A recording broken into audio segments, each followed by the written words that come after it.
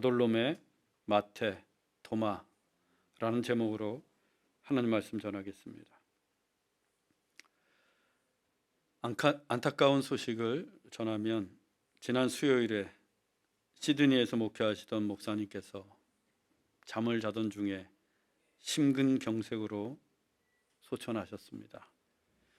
사모님은 한국에 가 계시고 혼자 주무셨는데 아침이 되도록 기척이 없자 딸이 방문을 열고 들어가 보니 이미 숨을 거두신 후였다고 합니다. 그 소식을 듣고는 얼마나 황망했는지 아직도 가슴이 진정되지 않습니다. 저와 친분도 깊고 함께 신학 포럼도 나누고 그분은 건강하셨습니다. 저보다 훨씬 젊은 목사님이셨는데 인생이 참 별것 아니라는 생각이 들었습니다. 그런데 인생이 별것 아님을 하나님께서는 이미 우리에게 가르쳐 주셨습니다. 야고보서 4장 14절입니다. 내일 일을 너희가 알지 못하는도다. 너희 생명이 무엇이냐? 너희는 잠깐 보이다가 없어지는 안개니라. 우리는 당장 내일 나에게 무슨 일이 생길런지 알 수가 없습니다. 우리의 생명이라고 하는 것도 잠깐 보이다가 사라지는 안개일 뿐입니다.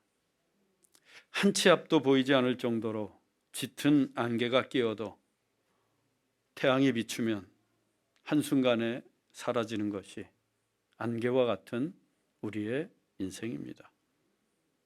그렇다면 우리가 어떻게 살아야 하겠습니다?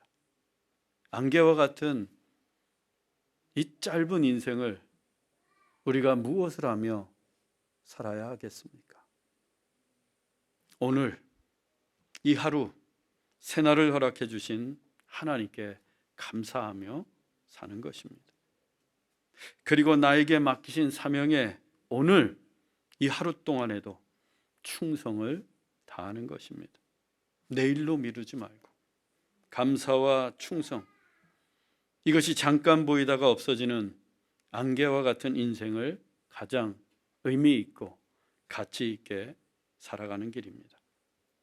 여러분, 내일 일을 알 수 없는 오늘 이 하루를 하나님께 감사하고 충성을 다하십시다. 오늘 이 시간은 예수님의 12제자 중 두 번째 그룹인 빌립, 바돌로메, 마태 그리고 도마에 관해 알아보겠습니다. 본문 13절로 15절입니다. 12를 택하여 사도라 칭하셨으니 베드로라고도 이름을 주신 시몬과 그의 동생 안드레와 야고보와 요한과 빌립과 바돌로메와 마태와 도마와. 먼저 빌립입니다. 이 빌립은 갈릴리 베세다 출신의 어부로 베드로와 고향이 같습니다. 빌립이란 이름의 뜻은 말을 사랑하는 자입니다. 호우스, 말을 사랑하는 자. 뜻만 놓고 보면 어부가 직업인 그와 전혀 어울리지 않는 직업입니다. 어부는 말이 아니라 배를 타고 다니기 때문입니다. 어쩌면 갈릴리 바다에서 날마다 배를 타고 다니던 빌립은 육지에서 말을 타고 달리는 어부와는 정반대의 삶을 꿈꾸었는지도 모릅니다. 그러다 예수님을 만나고서 그는 진짜 정반대의 삶을 살게 됩니다.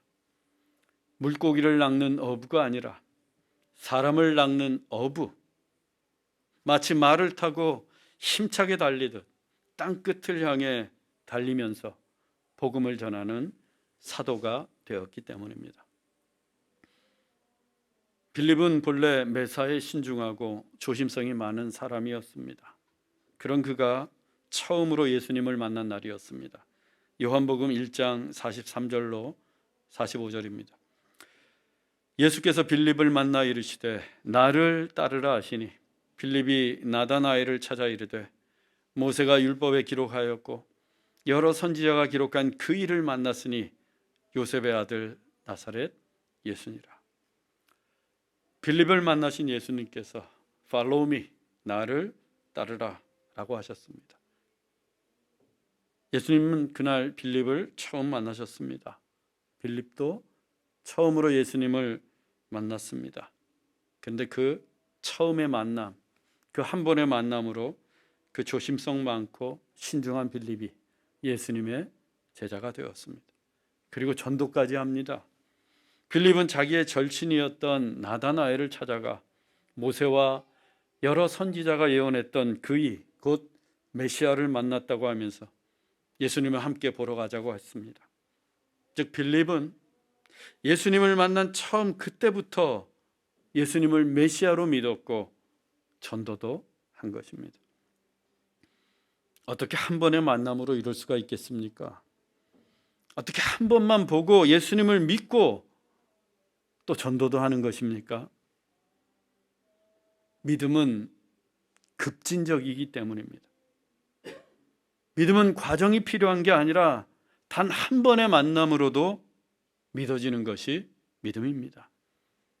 단 한 번의 설교, 단 한 번의 예배, 단 한 번의 전도로 예수님을 영접하는 것이 믿음입니다. 믿음은 하나님의 선물이기 때문입니다. 믿음은 내 의지나 노력의 산물이 아닙니다. 믿음은 내가 믿고 싶다고 해서 믿어지는 것도 아니요, 시간이 지나면 저절로 생기는 것도 아닙니다. 믿음은 하나님의 선물입니다. 성령의 감동으로 예수님을 믿게 하시는 하나님의 선물이 믿음입니다. 그래서 단 한 번의 전도나 설교를 통해서도 예수님을 믿을 수 있는 겁니다. 빌립처럼. 때문에 우리는 항상 전도해야 합니다. 쉬지 말고 전도해야 합니다. 때를 얻든지 못 얻든지 예수님을 전해야 합니다. 그 단 한 번의 전도로 그 사람의 영생이 걸린 문제가 해결될 수 있기 때문입니다. 여러분 미루지 마십시오. 오늘 내가 전할 사람이 있으면 꼭 예수님을 전하시기 바랍니다. 빌립은 나다나엘에게 예수님을 나사렛 예수라고 소개했습니다. 그러자 나다나엘이 나사렛에서 무슨 선한 것이 날 수 있느냐라고 반응을 합니다.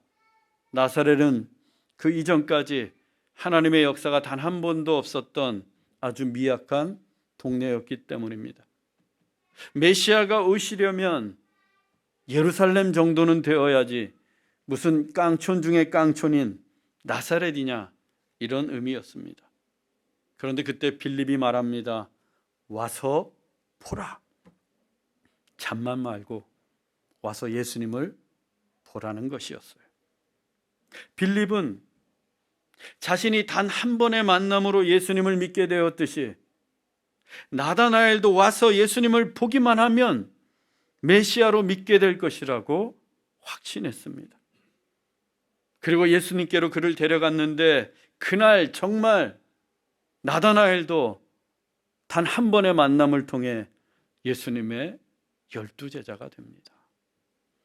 여러분, 전도가 전도를 낳습니다. 부르심이 부르심을 낳습니다. 예수님이 빌립을 부르시자 그 빌립이 나다나엘을 불렀습니다. 이것이 전도의 원리입니다. 꼬리에 꼬리를 무는 것이 전도입니다. 2023년에는 우리도 열심히 전도하십시다. 와서 보라 라고 말하십시다. 그래서 전도의 열매가 풍성한 한 해가 되기를 소망합니다. 이처럼 처음에 그 믿음의 시작이 좋았던 빌립이었습니다. 하지만 이후부터 보여준 그의 모습은 영적으로 무지하기만 합니다. 요한복음 6장 5절로 6절입니다. 예수께서 빌립에게 우리가 어디서 떡을 사서 이 사람들을 먹이겠느냐 하시니 빌립을 시험하고자 하심이라. 빌립이 대답하되 각 사람으로 조금씩 받게 할지라도 200데나리온의 떡이 부족하리이다. 이 본문의 배경은 예수님이 산에 오르셨고 큰 무리들이 예수님을 따랐습니다.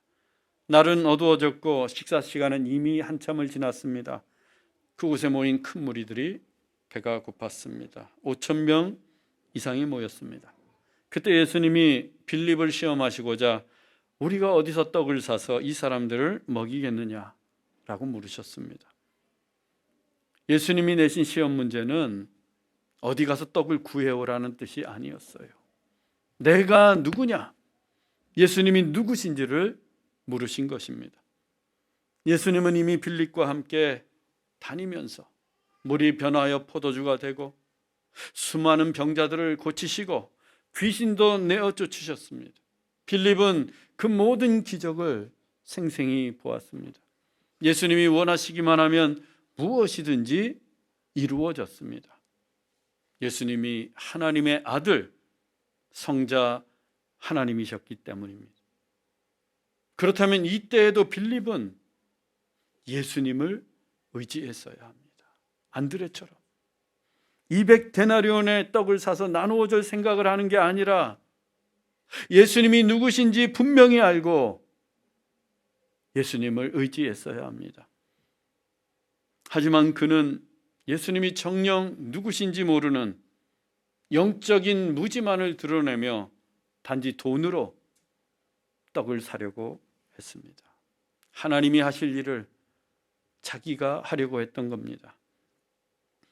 빌립의 영적 무지는 계속해서 드러났습니다. 요한복음 12장 20절에서 22절입니다. 명절에 예배하러 올라온 사람 중에 헬라인이 몇이 있는데 그들이 빌립에게 청하여 우리가 예수를 배우고자 하나이다 하니 빌립이 안드레에게 가서 말하고 유월절을 맞아 헬라인들이 성전을 찾아 예배하러 왔습니다. 그들이 빌립에게 예수님을 뵙고 싶다고 했습니다. 그들도 예수님에 관한 소문을 들었던 것입니다. 그런데 빌립이 주저합니다. 나다나엘을 억지로 데려갔던 빌립이 주저하고 있습니다. 왜? 그들이 헬라인들이었기 때문입니다. 빌립은 예수님이 유대인의 메시아로 오셨지 이방인의 메시아는 아니라고 생각했습니다. 그래서 예수님이 아니라 누굴 찾아갔어요? 안드레를 찾아갔습니다. 이 또한 예수님이 온 세상의 구원자이신 줄 모르는 영적인 무지에서 비롯된 일이었습니다. 이후에도 빌립의 영적 무지는 계속됩니다. 예수님께서 너희가 나를 알았더라면 내 아버지도 알았으리라 라고 말씀하시며 당신이 하나님의 아들이심을 직접 밝혀주셨습니다.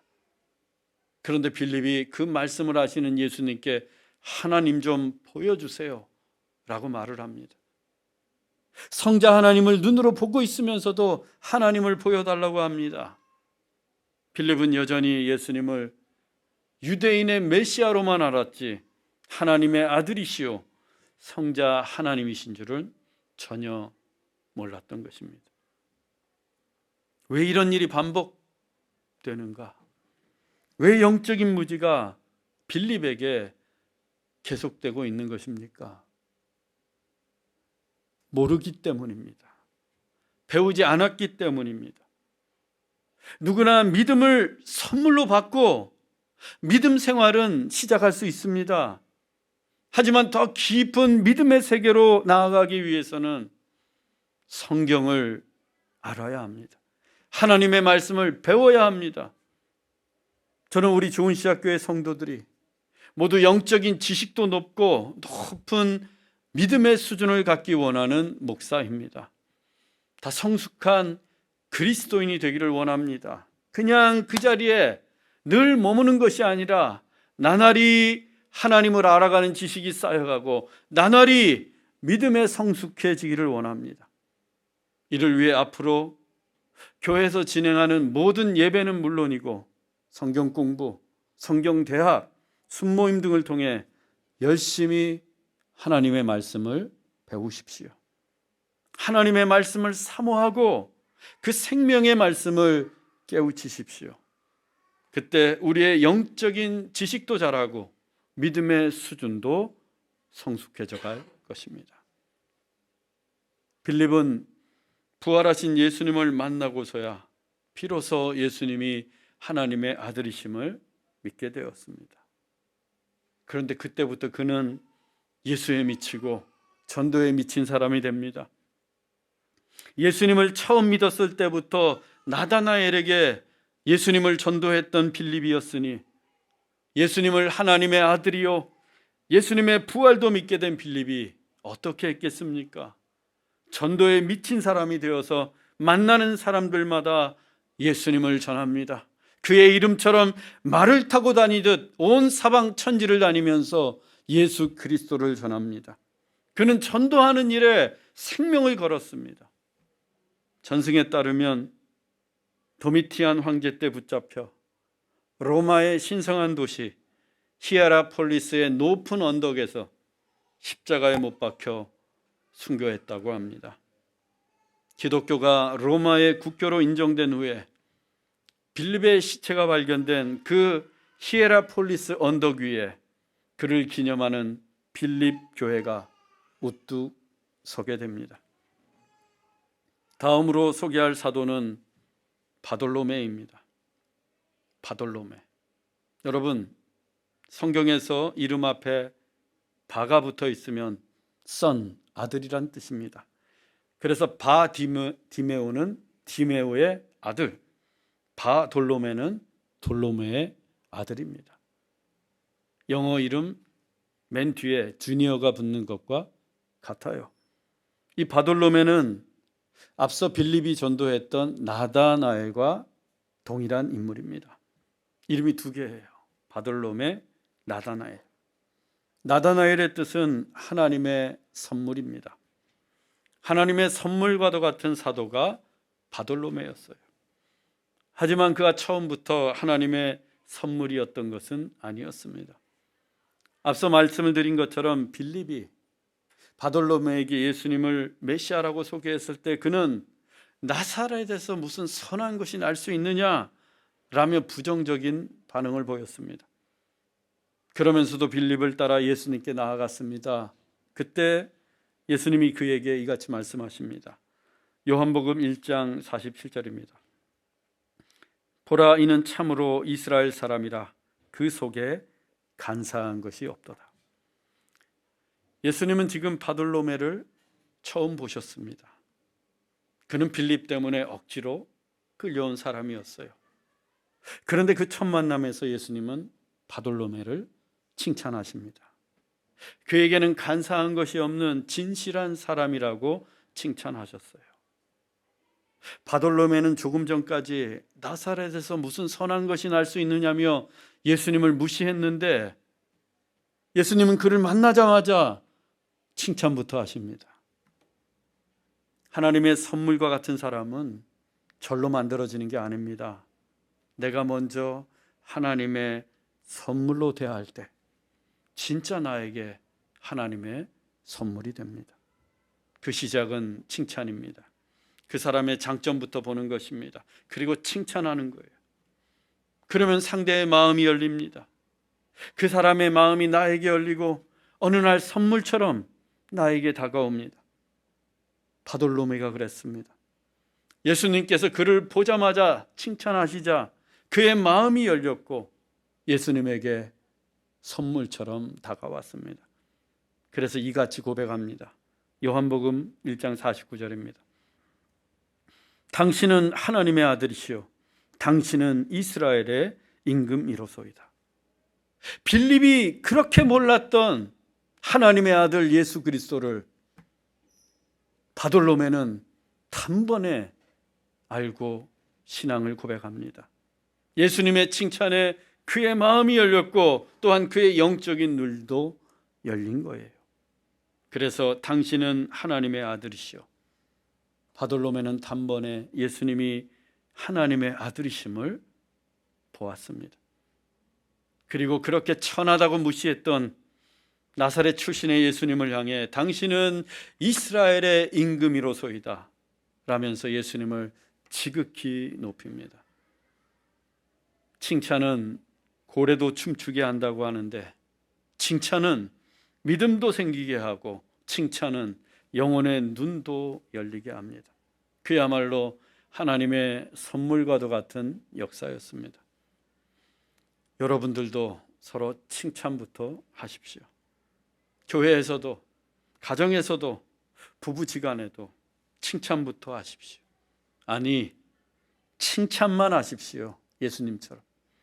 단점에 대해서는 눈을 질끈 감고 잘하는 거, 장점만 보시기 바랍니다. 분명 잘하는 게 한 가지라도 있을 거예요. 그리고 아낌없이 칭찬하십시오. 그때 하나님의 선물 같은 성도, 하나님의 선물 같은 자녀, 하나님의 선물 같은 아내와 남편이 될 줄로 믿습니다. 세 번째 소개할 사도는 마태입니다. 마태의 직업은 세리였습니다. 당시 세리는 로마 정부를 대신해서 유대인들에게 세금을 거두어 드렸는데 항만세, 도로세, 교통세, 수출세, 수입세 등 모두 도맡아서 징수를 했습니다. 당시 세율이 2.5%에서 15%까지 다양했습니다. 세율을 매기는 재량권이 세리에게 있었고 로마 정부에는 정해진 일정한 세액만 납부하면 됐기에 이 욕심 많은 세리들이 높은 세율을 매겨 더 많은 돈을 거두어 들이며 자기 뱃속을 챙겼습니다. 나라를 잃고 억압받는 것도 서러운 일이었는데 같은 동족인 세리가 마치 고열을 짜듯 많은 세금을 갈취해 갔으니 유대인들의 원성이 얼마나 자자했겠습니까? 그래서 세리는 유대인들 사이에서 도둑, 강도, 살인자와 같은 흉악한 죄인 취급을 받았습니다. 누구도 세리의 말을 신뢰하지 않았고 그래서 법정에서 증인이 될 수도 없었습니다. 회당이나 성전의 공적인 예배에도 참석할 수 없었고 세리들이 낸 헌금은 받지도 않았습니다. 더러운 돈이라고 해서. 한마디로 죄인 중에 죄인이 세리였습니다. 마태가 바로 그 세리였습니다. 그런데 예수님께서 그 마태를 부르셨습니다. 마태복음 9장 9절입니다. 예수께서 마태라 하는 사람이 세관에 앉아 있는 것을 보시고 이르시되 나를 따르라 하시니 일어나 따르니라. 우리 생각에는 좀 더 그럴듯한 신분이나 사회적으로 명망이 있는 자 혹은 사람들에게 칭찬받는 자를 예수님의 사도로 부르실 것 같은데 예수님은 그 정반대이셨습니다. 사람들에게 손가락질 받고 욕소리를 듣고 죄인 중에 죄인이었던 세리 마태를 부르십니다. 왜? 예수님은 의인을 부르러 오신 것이 아니라 죄인을 부르러 오셨기 때문입니다. 마태는 그 한 번의 부르심, 죄인을 불러주신 주님을 믿고 그 즉시 쇠관을 박차고 일어나 예수님을 따라 제자가 됩니다. 그 마태가 기록한 복음서가 마태복음입니다. 마태복음에도 12사도의 목록이 나열되어 있습니다. 그 목록에는 물론 마태의 이름도 포함되어 있습니다. 마태복음 10장 2절로 3절입니다. 12사도의 이름은 베드로라 하는 시몬을 비롯하여 그의 형제 안드레와 세베대의 아들 야고보와 그의 형제 요한, 빌립과 바돌로메, 도마와 세리 마태, 알페오의 아들 야고보와 다데오. 이 목록에서 이상한 점 하나를 발견하셨나요? 특이한 점 없습니까? 보시면 다른 사도들은 이름만 쭉 나열되어 있습니다. 그리고 누구의 형제이고 아들인지 가족관계 정도만 덧붙이고 있어요. 그런데 유독 마태만큼은 세리 마태 이렇게 기록하고 있습니다. 마태는 지금 세리도 아니고 사도이지 않습니까? 예수님의 부르심을 받고 세관을 나온 뒤로는 2번 다시 세관에 가지 않았어요. 게다가 세리가 자랑스러운 직업도 아니지 않습니까? 오히려 숨기고 싶은 과거일 뿐입니다. 그런데도 마태는 세리 마태라고 기록되어 있습니다. 그것도 마태가 기록한 마태복음에, 즉 본인이 직접 세리 마태라고 쓴 거예요. 그 이유가 무엇이겠습니까? 왜 그 자랑스럽지도 않은 과거, 죄인 중에 죄인이었던 세리의 직업을 그렇게 드러내고 있는 거예요? 의인이 아니라 죄인을 부르러 오신 예수님을 간증하기 위함입니다. 죄인 중에 죄인. 세리였던 나도 이렇게 예수님을 믿고 구원을 받고 사도가 되었습니다. 그러니 여러분들은 누구든 예수님을 믿기만 하면 영생을 얻고 천국에 갈 수 있습니다. 이 메시지를 마태는 전하고 싶었던 겁니다. 그랬던 마태였기에 자기 집에 온갖 죄인들을 불러서 큰 잔치를 엽니다. 마태복음 9장 10절입니다. 예수께서 마태의 집에서 앉아 음식을 잡수실 때 많은 세리와 죄인들이 와서 예수와 그의 제자들과 함께 앉았더니 마태는 예수님을 자기 집에 초대해 식사를 대접해 드렸습니다. 그런데 그 자리에 많은 세리와 죄인들도 불러서 함께 식사하도록 했어요. 예수님과 한 식탁에 둘러앉도록 한 것입니다. 그 많은 세리와 죄인들을 초청해서. 마태가 왜 이런 일을 벌인 걸까요? 왜 거룩하신 예수님을 모시고 식사하는데 그 더러운 죄인들을 함께 불러 식탁에 앉힌 것일까요? 그들도 예수님을 믿고 구원받기를 원했습니다. 그들이 그렇게 죄인으로 살다가 영원히 죄인으로 죽는 것을 내버려 둘 수 없었습니다. 그들도 죄인을 부르러 오신 예수님을 만나서 그들의 인생이 새로워지기를 원했던 것입니다. 그래서 이날의 식사는 사실 부흥회나 마찬가지였어요. 이날의 잔치는 천국 잔치와 같았습니다. 그 장면을 생각해 보십시오. 잔치에 초대된 온갖 부류의 죄인들과 세리들, 그들과 함께 식탁에 둘러앉아 식사하시는 예수님, 천국의 모습이 이와 같지 않겠습니까? 마태를 부르신 예수님은 우리도 부르셨습니다. 우리가 의인이 아니라 죄인이기 때문에 부르신 것입니다.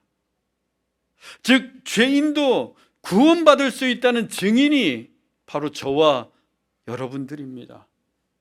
그렇다면 우리도 마태처럼 간증의 삶을 살고 전도의 삶을 사는 것이 마땅합니다. 내 주변이 천국이 되도록 해야 합니다. 우리가 매주일 드리는 예배가 마태의 집에서 열린 잔치처럼 천국 잔치가 되어야 합니다. 죄인들로 가득한 예배, 그 한가운데 계신 예수 그리스도, 상상만 해도 설레입니다. 여러분, 전도하십시오. 죄인들을 다 부르십시오. 그래서 매 주일마다 왁자지껄하게 천국 잔치가 벌어지는 주일 예배가 되기를 소망합니다. 이처럼 마태는 열정적인 사도가 되었고 구약과 신약을 400년 만에 이어주는 마태복음을 기록했습니다. 마태가 기록한 산상수훈, 특히 마음이 가는 자는 복이 있나니로 시작되는 이 팔복의 말씀은 세상에 있는 문헌 가운데 가장 아름답게 천국을 이야기하고 있습니다. 전승에 따르면 마태는 아프리카 에티오피아에서 천국의 복음을 전하다 붙잡혀 참수형을 당했다고 합니다. 그는 마지막까지 천국에 미쳐 있던 사도였습니다. 마지막으로 소개할 사도는 도마입니다. 도마는 본래 무모한 사람이었습니다. 예수님이 죽은 나사로를 살리시기 위해 유대로 가시려고 했습니다. 그때 제자들이 방금도 유대인들이 돌로 치려 하였는데 또 그리로 가시려 하나이까? 라며 예수님을 말렸어요. 조금 전에 예수님이 나와 내 아버지는 하나다 라고 말씀을 하시자 유대인들이 신성 모독을 범했다며 예수님을 돌로 쳐 죽이려고 했습니다. 그래서 급히 그곳을 피해 빠져나왔는데 예수님이 다시 그곳에 가시겠다는 거예요. 그래서 제자들이 극구 반대하고 나섰습니다. 그때 도마가 엉뚱하게도 무슨 용기가 났는지 이런 말을 합니다. 요한복음 11장 16절입니다. 도마가 다른 제자들에게 말하되 우리도 주와 함께 죽으러 가자. 이 말씀만 놓고 보면 도마가 대단한 믿음을 지닌 것 같습니다. 하지만 이것은 무모한 만용에 불과했어요. 사실 그는 의심이 많은 사람이었습니다. 믿음이 많은 도마가 아니라 의심 많은 도마였어요. 예수님은 부활하신 날, 바로 그날 밤에 제자들이 모여있는 다락방에 찾아오셨습니다. 그때 도마는 그곳에 없었고 나중에 제자들을 통해서 부활하신 예수님을 보았다는 소식을 들었습니다. 그런데 도마가 어떻게 반응을 했습니까? 요한복음 20장 25절입니다. 도마가 이르되 내가 그의 손에 못자국을 보며 내 손가락을 그 못자국에 넣으며 내 손을 그 옆구리에 넣어보지 않고는 믿지 아니하겠노라. 바로 이 한마디 때문에 의심 많은 도마라는 딱지가 붙게 되었습니다. 자기를 제외한 10명의 사도들이 부활하신 예수님을 보았다고 하는데 그러면 믿어야 하지 않겠습니까? 그런데 얼마나 의심이 많았는지 예수님의 못자국 난 그 손에 내 손을 넣어봐야지 믿을 수 있다고 합니다. 그런데 우리 주님은 그런 도마를 위해 8일 후에 다시 찾아오십니다. 요한복음 20장 27절입니다. 도마에게 이르시되 내 손가락을 이리 내밀어 내 손을 보고 내 손을 내밀어 내 옆구리에 넣어보라. 그리하여 믿음 없는 자가 되지 말고 믿는 자가 되라. 여러분, 의심이 많은 것은 믿음이 없는 것과 똑같습니다. 믿음이 없기 때문에 의심을 하는 겁니다. 예수님은 도마가 의심을 버리고 믿는 자가 되기를 원하셨습니다. 그래서 도마에게 당신의 못자국 난 손을 내미셨고 창자국 난 옆구리도 보이셨습니다. 아직도 핏자국이 선명합니다. 그때서야 도마가 외칩니다. 나의 주님이시오 나의 하나님이시니이다. 이후 그는 더 이상 의심 많은 도마가 아니었습니다. 그 옛날 만용을 부리면서 우리도 주와 함께 죽으러 가자 라고 했던 도마가 이제 난 신실한 믿음을 가지고 진짜 주를 위해 죽으러 다닙니다. 생명을 걸고 부활의 주님을 전파합니다. 전승에 따르면 도마는 인도 첸나이에까지 가서 복음을 전했고 그곳 원주민이 던진 창에 찔려 순교했다고 합니다. 그때 도마가 순교하면서 한마디를 남겼는데 주님을 예배합니다 라는 말이었습니다. 죽음의 순간에도 주님을 예배했던 믿음 많은 도마였던 거예요. 지금도 인도 첸나이에 가면 도마의 무덤과 그를 기념하는 도마 기념교회를 볼 수 있는데 그 교회 정면에 이렇게 새겨져 있습니다. 주님을 예배합니다. 그의 마지막 말이 얼마나 강렬했는지 알 수 있는 대목입니다. 예수님은 의심이 많은 우리에게도 당신의 못자국 난 손바닥, 창자국 난 옆구리를 보여주시며 믿는 자가 되라 라고 말씀하십니다. 믿는 자가 되십시오. 끝까지 믿는 자가 되어 마지막 호흡이 닿는 날에도 도마처럼 끝까지 주님을 예배하십시오. 사랑하는 형제자매 여러분, 요즘 여러분은 무엇이 최대 관심사입니까? 2023년 새해 여러분의 최고의 관심사는 무엇입니까? 좀 더 적나라하게 묻겠습니다. 여러분은 무엇에 미쳐 있습니까? 예수에 미친 사람이 되십시오. 전도에 미치고 천국에 미친 사람이 되십시오. 그리고 마지막 호흡의 순간까지 예배에 미쳐 있는, 그래서 내 죽음마저도 간증이 되는 우리 모두가 되기를 주 예수 그리스도의 이름으로 축원합니다. 기도하겠습니다. 사랑의 하나님, 우리 인생이 잠깐 있다가 사라지는 안개와 같음을 늘 기억하며 살게 하옵소서. 그래서 오늘도 새날을 허락해 주신 하나님의 은혜에 감사하며 맡겨진 사명에 충성을 다하게 하옵소서. 우리도 빌립과 바돌로메와 마태와 도마처럼 예수님에 미치고 전도에 미치고 천국에 미친 사람이 되기를 원합니다. 그래서 마지막 호흡의 순간에도 주님을 예배하는 자가 되게 하옵소서. 길이요 진리요 생명이신 예수 그리스도의 이름으로 기도하옵나이다. 아멘.